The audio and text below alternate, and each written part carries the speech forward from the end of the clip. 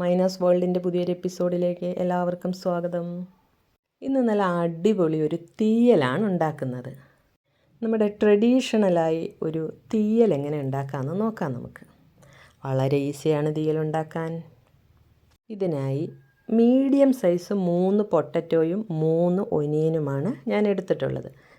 3 piece മുരിങ്ങക്കായ, 2 പച്ചമുളക്, ഇത്രയാണ് ഞാൻ വെജിറ്റബിൾ എടുത്തിട്ടുള്ളത്. വെജിറ്റബിൾസ് എല്ലാം നല്ല ക്ലീനാക്കി എടുത്ത് വെച്ചിട്ടുണ്ട്. ഇനി ഇതിന് ഗ്രേവിക്ക് ആവശ്യമായ തേങ്ങ നമ്മൾ വറുത്തെടുക്കണം. ഞാൻ ഒരു മുറി തേങ്ങയാണ് തിരികെ എടുത്തിട്ടുള്ളത്. മീഡിയം വലിപ്പമുള്ള തേങ്ങയുടെ ഒരു മുറിയാണ്.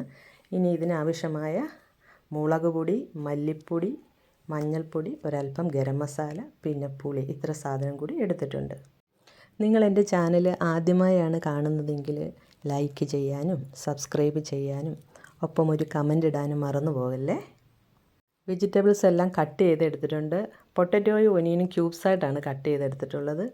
ഇതുപോലെ പച്ചക്കറികളൊക്കെ നന്നായിട്ട് കട്ട് ചെയ്തെടുത്തിട്ടുണ്ട്. ഇനി സ്റ്റൗ ഓണാക്കി അതിലൊരു പാത്രം വെച്ചിട്ട് തേങ്ങ വറുത്തെടുക്കുകയാണ്.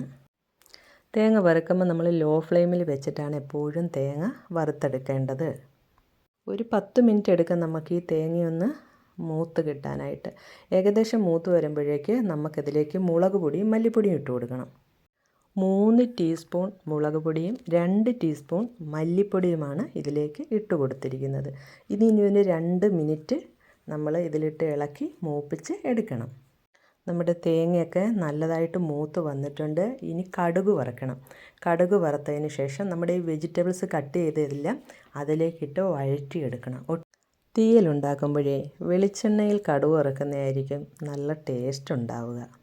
ഇനി നമുക്കിതിലേക്ക് ആവശ്യമായ ഉപ്പിട്ട് കൊടുക്കണം.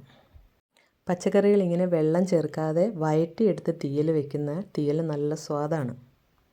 നിങ്ങൾക്കൊക്കെ തീയൽ കഴിക്കാൻ ഇഷ്ടമാണോ? ഇവിടെ എല്ലാവർക്കും തീയൽ വളരെ ഇഷ്ടമാണ്. പച്ചക്കറികളെല്ലാം നല്ലതായിട്ട് വെന്തിട്ടുണ്ട്. തേങ്ങ മൂപ്പിച്ചത് തണുക്കാൻ വച്ചിട്ടുണ്ടായിരുന്നു.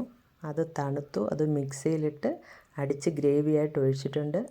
അപ്പോൾ അതിൻ്റെ കൂടെ നമ്മൾ എടുത്തു വച്ചിരുന്ന മഞ്ഞൾപ്പൊടിയും ഗരം മസാലയും കൂടെ ചേർത്തിട്ടുണ്ട്. പുളി പിഴിഞ്ഞ് ചേർത്തിട്ടുണ്ട്. ഇത്രയും ചേർത്താണ് നമ്മൾ ഗ്രേവി ഇതിലൊഴിച്ച് തിളപ്പിക്കുന്നത്.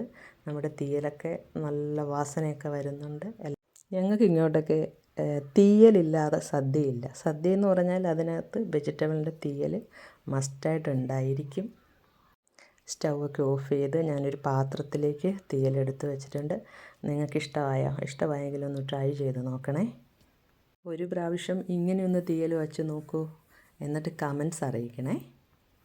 നിങ്ങൾക്ക് തീയലിന് സവാളയ്ക്ക് പകരം ചെറിയ ഉള്ളി എടുത്താലും മതി. ചെറിയ ഉള്ളിയും വെച്ച് ഞാൻ തീയൽ ഉണ്ടാക്കാറുണ്ട്. ചെറിയ ഉള്ളി വെച്ച് ഉണ്ടാക്കുന്ന തീയലും നല്ല ടേസ്റ്റാണ്. എല്ലാവർക്കും ഇഷ്ടമായെന്ന് വിചാരിക്കുന്നു. Thank you.